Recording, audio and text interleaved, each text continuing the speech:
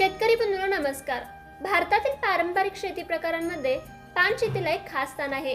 पान शेती ही कमी जागेत जास्त उत्पन्न देणारी शेती समजली जाते।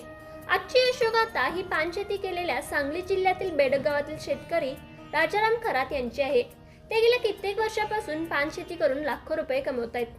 पान शेतीबद्दल ते बोलतात की ही शेती कोणत्याही जमिनीत करता येते। शक्यतो भुसभुशीत पाण्याचा चांगला निचरा होणारी 6 ते 7.5 pH असलेली जमीन यासाठी फायदेशीर ठरू शकते। हे सावलीत वाढणारे पीक असल्यामुळे फार थंडी किंवा फार उष्णता यासाठी योग्य नाही। विशेषतः सावलीसाठी व पानवेलींना आधार देण्यासाठी यामध्ये आंतरपीक घेणं गरजेचं असतं। त्यासाठी त्यांनी शेवग्याच्या झाडांची लागवड केली। पानवेलीच्या लागवडीसाठी 2 बाय 6 फूटचं अंतर असावा।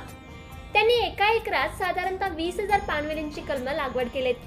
ते सांगतात लागवडीनंतर साधारणतः 6 महिन्यांनी या पानाचे हार्वेस्टिंग करू शकतो। या पानवेलीला योग्य वेळेला पाणी आणि सेंद्रिय खत देणं आवश्यक असते।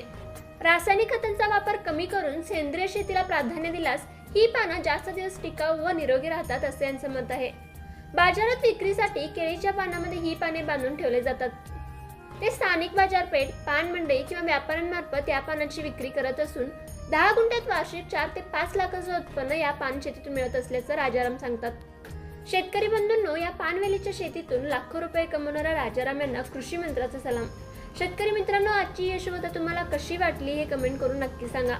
त्याचबरोबर अशाच प्रकारच्या कृषीविषयक नवनवीन व्हिडिओज पाहण्यासाठी आताच आमच्या कृषी मंत्र YouTube चॅनल सबस्क्राईब करा व आमच्या फेसबुक आणि इंस्टा पेजलाही फॉलो करा।